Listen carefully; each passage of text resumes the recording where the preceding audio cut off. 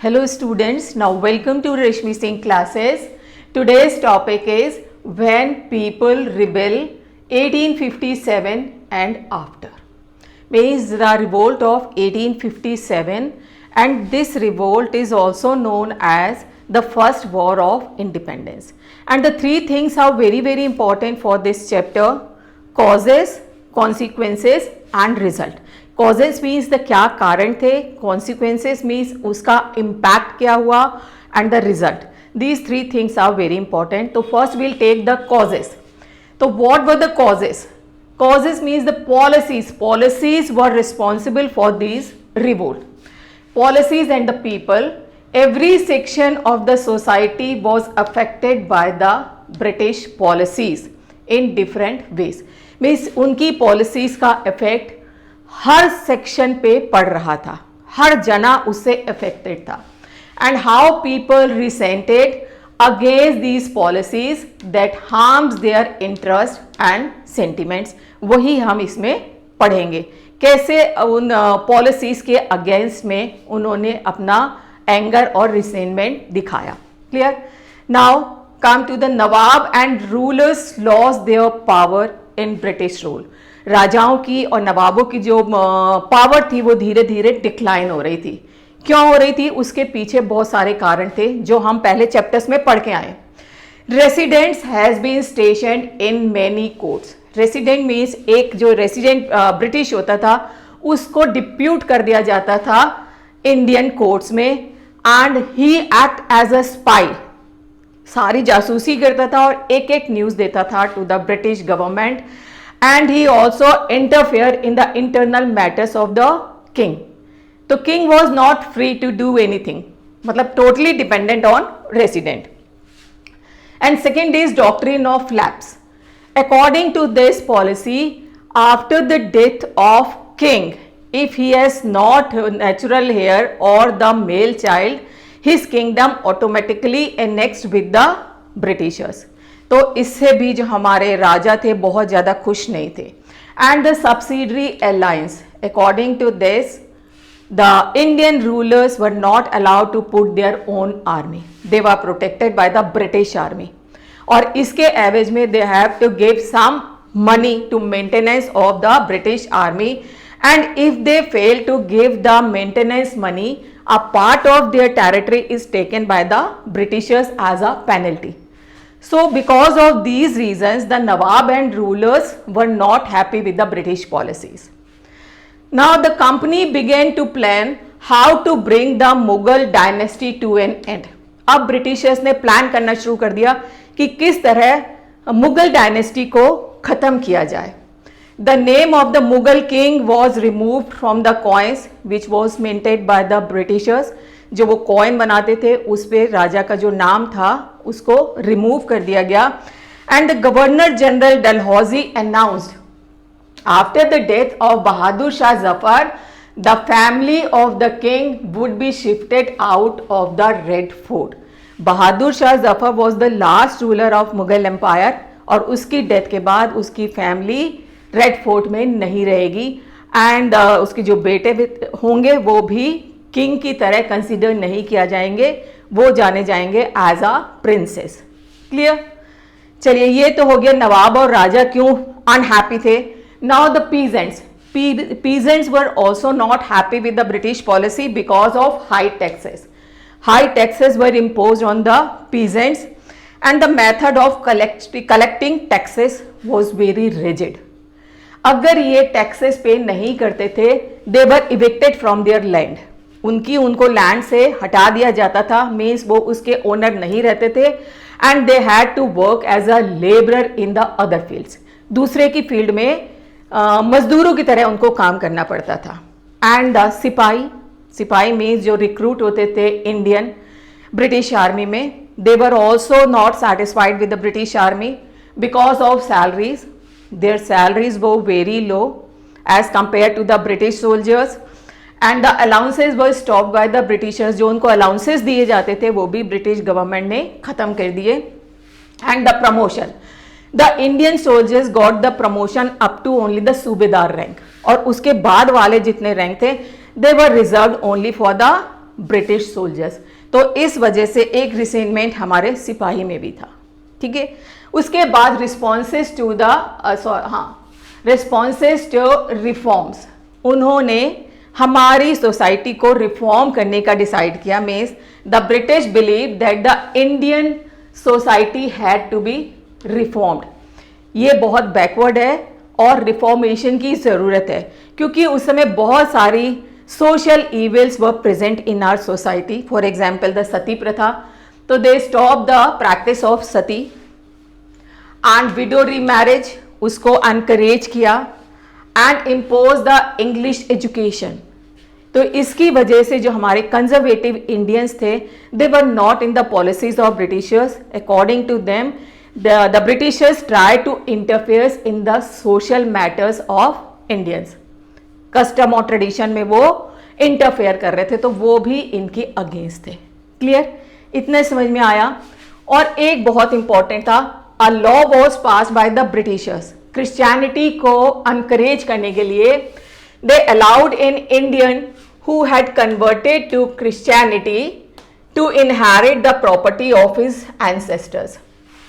जो Indian Christianity को accept कर लेगा या अडॉप्ट कर लेगा, उसको पेरेंट्स की जो प्रॉपर्टी है, एंसेस्टर्स प्रॉपर्टी, वो उनको हैंड ओवर की जाएगी। क्लियर, इतना समझ में आ गया why every section of the society was affected by the British policy. कोई भी खुश नहीं था। लेकिन हमें ये कैसे पता चलेगा कि उस समय लोगों के मेंटल स्टेटस क्या था, वो क्या सोच रहे थे कि अब क्या होगा। तो इसके लिए वी हैव टू सोर्सेस, हमारे पास दो सोर्सेस हैं। Through the eyes of the people, what people were thinking in those days, the list of 84 rules. ठीक है, ध्यान रखिएगा। विष्णु भट्ट गोडसे, इन्होंने एक बुक लिखी है मंजा प्रवास। इसमें इन्होंने ये लिखा है, ये और इनके अंकल जो थे वो जा रहे थे Mathura to attend a religious ceremony. वहां पे कोई यंजना होने वाली थी, but they were stopped by some sipahis. कई सिपाहियों ने उनको रोका और कहा कि आगे जाना आपके लिए सेफ नहीं है। तो उन्होंने पूछा क्या प्रॉब्लम है आगे, तो उन्होंने कहा आगे 2-3 दिन में शायद कुछ ऐसा हो जो हमारी कंट्री के लिए ठीक नहीं है। तो उस सिपाही ने क्या बताया, British were determined to wipe out the religion of Hindus and Muslims. Britishers ने डिसाइड किया कि देश में से हिंदू और मुस्लिम रिलीजन को खत्म कर देंगे। ठीक है, and they made a list of 84 rules, और उन्होंने 84 रूल्स की एक लिस्ट बनाई। ठीक है, और उस लिस्ट को announced in a gathering of kings in Calcutta. Kings को इनवाइट किया, और जब वो गैदर हो गए कलकत्ता में, और वहां पे उन्होंने ये 84 रूल्स की जो लिस्ट थी उसको अनाउंस किया। ठीक है, and kings refuse to accept these rules.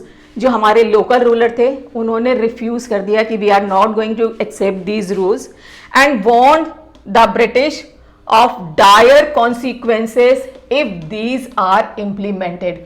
और उनको एक धमकी दी कि अगर ये आपने इम्प्लीमेंट किया तो इसका खामियाजा भुगतना पड़ेगा, अच्छा नहीं होगा। क्लियर, समझ में आ गया। And kings began making plan for the war of religion. तो इस तरह उस समय लोगों को पता चल गया था कि आगे आने वाले टाइम में रिवोल्ट हो सकता है, उसके लिए एक प्लेटफॉर्म रेडी होना शुरू हो गया था। This is the first source. And the second source, another source is सूबेदार सीताराम पांडे। इनकी बुक से मिलता है। इनकी बुक का नाम था from sipahi to subedar, and he recruited as a sipahi in the British army, and he got promotion from sipahi to subedar, and he served in the British army for 48 years.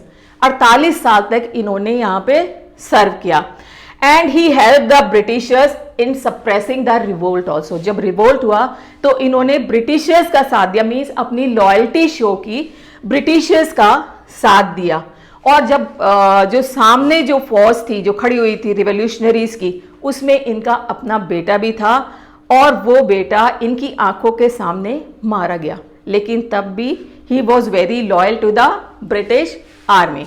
ठीक है, and on retirement he was persuaded to write his memoirs. जब उनका retirement हुआ after 48 years, तो उनको ये advice किया गया कि आप अपनी एक बुक लिखिए, और उन्होंने अवधि में ये बुक लिखी and this book was translated in English also, और उसका जो टाइटल दिया गया फ्रॉम सिपाही टू सूबेदार।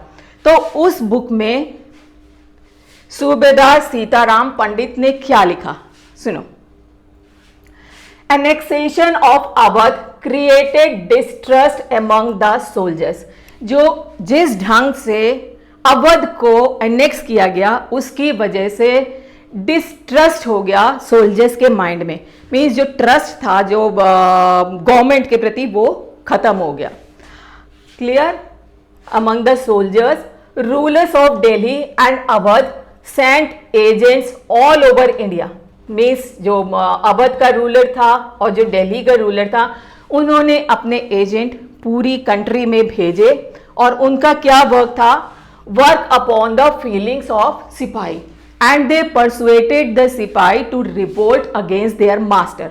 और उनको परसुएट किया गया कि वो अपने मास्टर्स मीन्स द अंग्रेजों के खिलाफ रिवोल्ट करें। तो इस तरह दोनों साइड से, दोनों सोर्सेस से हमें ये पता चल रहा है कि एक रिवोल्ट के लिए प्लेटफॉर्म तैयार हो रहा था। समझ में आया बेटा? फर्स्ट पार्ट में अब हम इतना ही करेंगे, तो एक बार इसको सम अप कर लेते हैं। Policies were not in the favour of the society, everybody was the against of the British policies. नवाब और रूलर्स अगेंस्ट थे, क्योंकि उनके साथ वो subsidiary alliances and the doctrine of lapse or resident had been stationed in many courts, so they were not free to do anything. And उसी तरह आपके peasants were not happy because of high taxes, and sipahis were not happy because of their salaries and allowances and the promotions, क्योंकि उनको promotion सूबेदार से ज़्यादा नहीं मिल पाता था।